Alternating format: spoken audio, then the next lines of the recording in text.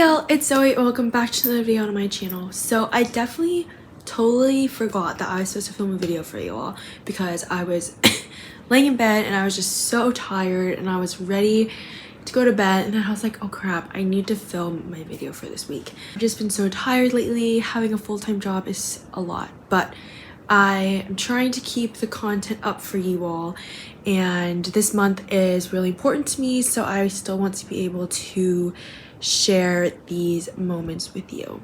I feel like I had a different video in mind and I was like, wait, actually I like this topic better, but I don't even remember what that new topic was. And I've been like going back and forth with the topics for like the last 3 weeks. So I think I'm just gonna do what I originally had in mind. And that topic is how being adopted has affected my relationships. So I'm going to be talking about my family, my friendships, and my partnerships, like my romantic partnerships. So I'm gonna hopefully split the video up into the 3 sections. Okay, so to start off with family, I was never one of those adoptees who had trust issues or fear of abandonment from my mom. As far as I know, I've never been told that. I do know some adoptees who do have that fear that they're going to do something wrong or disappoint their adoptive parents and feel like they might be given up again. But I think a big thing for me in all 3 categories of family, friends, and partnerships is just being a people pleaser and always wanting people to like me and always feeling like I need to have control of a situation.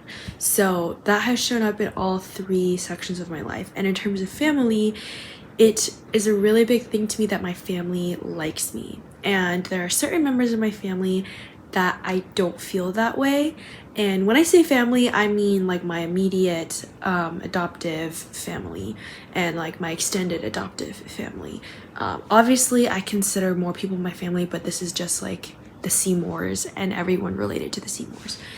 So that's always been a really big thing for me, is just feeling like I fit in with my family and that they like me.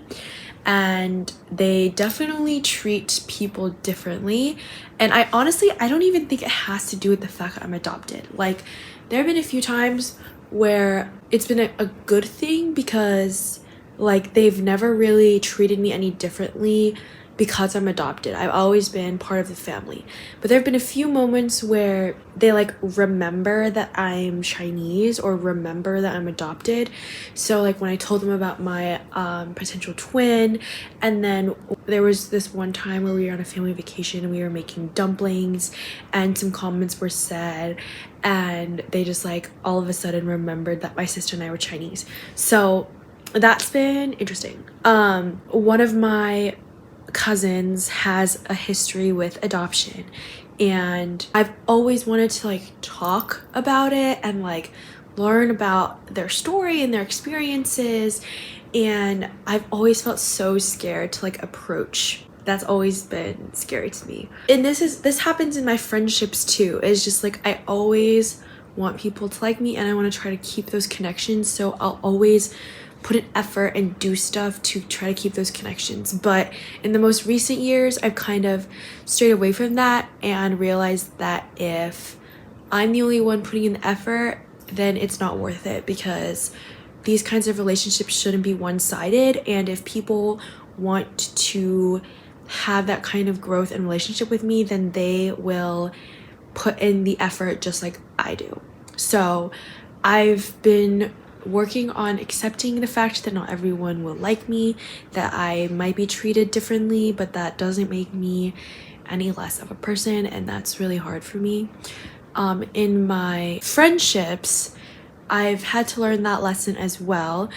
But abandonment is definitely one of the bigger things in my friendships. So I think with family, I've always had the feeling like, oh, they're stuck with me, they're never gonna abandon me. But with my friendships, it's totally different because it's so easy for them to just walk out. And I feel that way with romantic partnerships too. But with my friends, it's people pleasing to the degree that they won't abandon me. I think with my family, it's people pleasing to the degree that I feel like I belong. But with my friends, it's like I want to feel like I belong, but I also want to do everything I can to make them stay.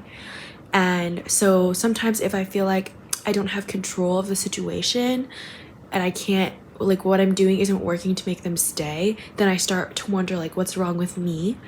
And I think a lot of that it does have to do with my abandonment issues. And kind of going back to my family, when my grandfather died, that was a really big turning point for me because I started realizing that I do have all of these issues, and it's definitely been reflected in my friendships. So I made a video a few years ago opening up about my abandonment issues, and I've talked a lot about my friendships on there. And so I think being adopted really has made those feelings more vulnerable. Like, I think anyone who's ever been abandoned in any sort of sense would probably feel that way. But for me, it's just like, well, if they're not staying, it's because I did something. Even though I know half the time that's probably not true, but it's hard for me to just let things go. And it's also hard when I don't have a reason, like I don't have the why. And I want to know the why. I don't know why I was given up for adoption. I don't know anything about my history. So when friendships fall through and I don't know the why, it's so hard for me because I want to know if it was something I did, something that I need to change. If you watched that video to this day, I still don't know why that friendship fell through freshman year of college. I'm always gonna remember it. I know you're gonna be like, Zoe, you really need to let this go. but I can't. I'm telling you, I can't. Like, that's just part of who I am. Like, I'm always gonna remember that stuff. It's like a core memory.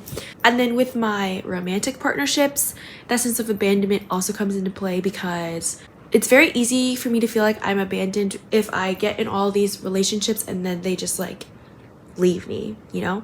And there have been a few times in my past relationships where I just haven't heard from a person for a long period of time. And it's not like they told me like, hey, I'm about to go somewhere where I won't have cell reception, or hey, I want to take a small break and I want to talk to you. It's just like not hearing anything. And that's where I'm like, what did I do? Like, what did I do? What did I do wrong? And like, maybe these are just feelings that normal people have, that non-adopted people have, but I feel like the abandonment heightens it. And I also have attachment issues. So as a child, I don't think I had very many attachment issues, but as an adult, I definitely have anxious attachment. It's not like I have to be with someone 24/7. Like, I don't mind living on my own. I prefer to do things with other people. But when it comes to my relationships, whether it's family, friends, or partners, I definitely have anxious attachment. And if you don't know what that is, let me help you understand, because sometimes I forget. Okay, it says you may live with fear of abandonment and need constant reassurance from your loved ones. So yes, that is what I have. Sometimes I need reassurance that they're always going to be there and that they're not going to leave me, or just like know that I have someone in my corner, have someone there to support me. And with romantic partnerships, that's really important. So for me, communication has been a really big thing in that. And just knowing that if a hardship comes, we're going to go through it together and I'm not going to be left on my own. So I wouldn't say I'm codependent. I don't think that codependency is healthy, and I've tried to steer away from that. But my abandonment issues have definitely affected and impacted every relationship that I have had, whether it's friendships or family members or romantic partners. Just like wanting to keep my relationships as long as possible, needing that constant reassurance, and living with the fear that I'm gonna do something wrong and everyone's gonna leave me.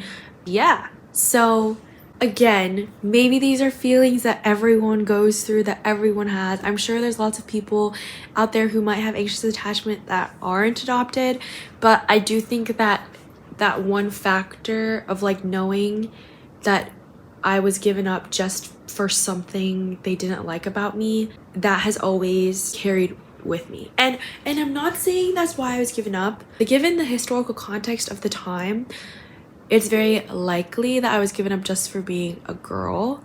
So that you know, that wouldn't really sit right with you if you knew that the only reason why you were giving up was because of your gender.